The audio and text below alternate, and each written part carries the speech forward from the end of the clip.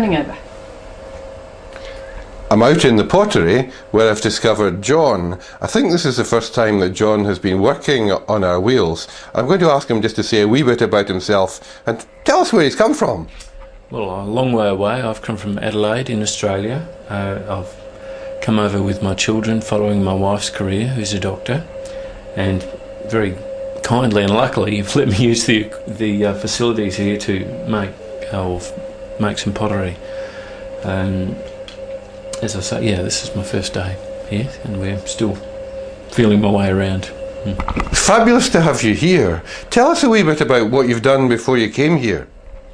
Oh, I've been involved with making pottery since I was a teenager, and I've lectured. I've got a couple of degrees. I did a master's in Stoke some years ago, and a degree in Australia, and I've worked as a potter for 25 years or more now.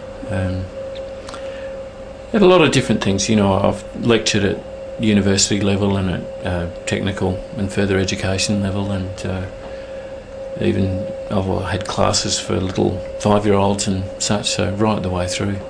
My goodness.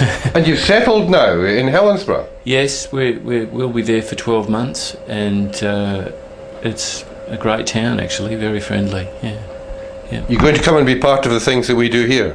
Oh yes. No, finding somewhere where I can work's been a real boon for me. I had struggled to find anywhere appropriate for a couple of months, but I'm looking forward to it really.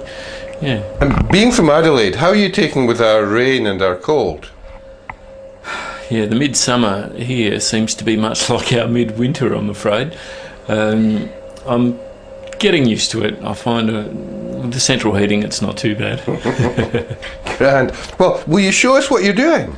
Yeah, I'm making some cups, and you'll see that I have a lump of clay spinning on the wheel here, and it's not centred. And what I'm doing here is you start off with a large lump of clay, and it's called throwing off the hump. And what that means is that I'm going to just raise a bit of clay up towards the top, and then I'm just going to centre the bit of clay that's on the top, and that's what I'm going to make the cup out of. So you can see the clay, I've made a little ball of clay on the top that's spinning truly, and then I'm going into it with my fingers to open it up, draw the sides up a little,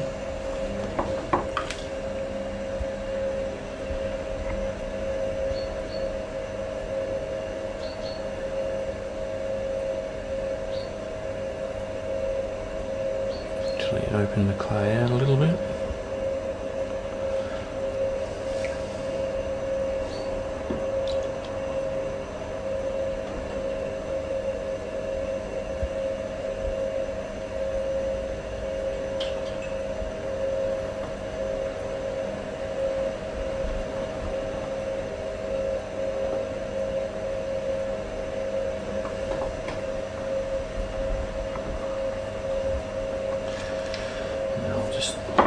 Finish the rim off with a little bit of plastic that sort of smooths the rim.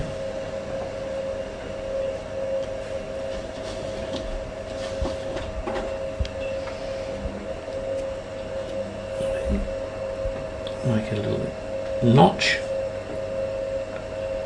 in the bottom, and then I've got like a cutting wire here, which is a textured piece of fishing line, and run that through there and lift it off. Magic! In the background you may hear the wind. It's the flags that are waving. We'll need to get an Australian flag now that you're here. I should hope so, yes. Especially after we win the World Cup in the rugby. Tell me, why is it that you're doing this off-centre? Well, it's really just an oriental technique of where you don't have to make 50 little balls of clay. You just have one big lump and you just concentrate on the bit at the top. You can just go again and start with the next one, and it's like you're picking flowers off the top. How do you make them all look so similar? Well, practice, I'm afraid. I do use some calipers sometimes, little wire calipers to help me, and I'll measure them with my finger, and so use the size of my finger perhaps to help me. And also you just get a feel for the volume of clay that's in your hands. That's probably the most important thing, of having the right volume of clay to start with. So a 40-piece tea set, how long would that take to produce? 40 cups and 40 saucers. No, I was meaning more like a service for 8 people with plates and saucers and cups and all the rest of it. Is that? I could probably throw all the pieces in one day, but it would take me another day or day and a half to finish them off. And then they'd have to be glazed and decorated as well, so you might be looking at a whole week for something like that. And these look very grey. As they dry, that'll change, won't it? It will become a bit paler. The clay itself has some iron oxide in it, which will mean that once it's fired, it'll be a kind of a buff colour. Once it's fired, it'll become much paler. And will you decorate them, or what will you do?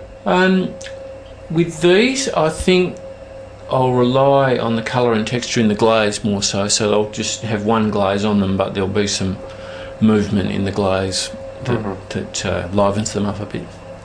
Right.